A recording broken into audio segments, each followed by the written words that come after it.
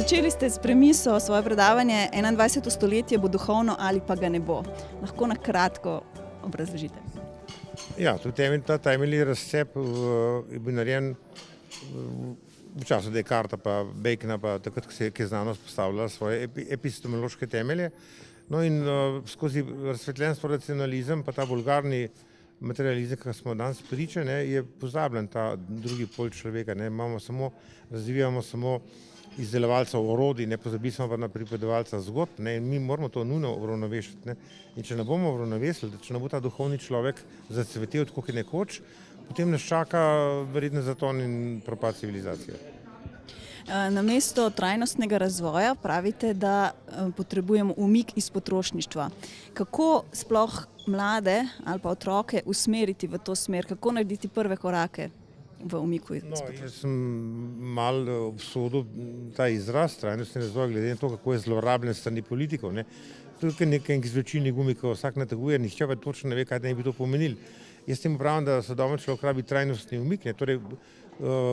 Največje zlo je vidno potrošništvo, te krame, te hiperprodukcije, večinoma popolnoma nepotrebnih stvari. Mi moramo izbrati tisto, kar res rabimo, kar res potrebujemo, in tudi tisto, kar potrebujemo, izbrati najbolj kvalitetno. Dajmo se držati starega angleškega, nisem tako bogat, da bi kupoval poceni. Kako pa otroke usmerjati v tej smeri? Omenjali ste tudi učilnico brez zidov, vračanje nazaj k tradicionalnim znanjem. A nam to pripomore, da otroke nekako pripeljemo, da sami spoznajo še neke druge vrednote, kot samo te, ki jih dobivajo preko medijev? Predvsem jaz kot vračanje v tradicionalen okvir, ne mislim, da se zdaj življenje vrne na nivo izpred 300 let.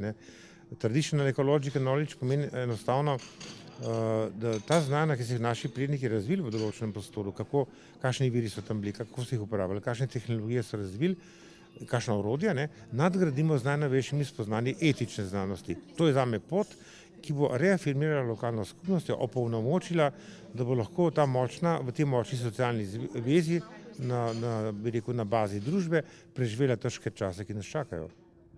Kaj pa starši in vzgojitelji v povezavi, da je otroke pametno peljati v naravo, kot neka protiutež temu, da so za računalniki in da igrajo igrice in gledajo televizijo?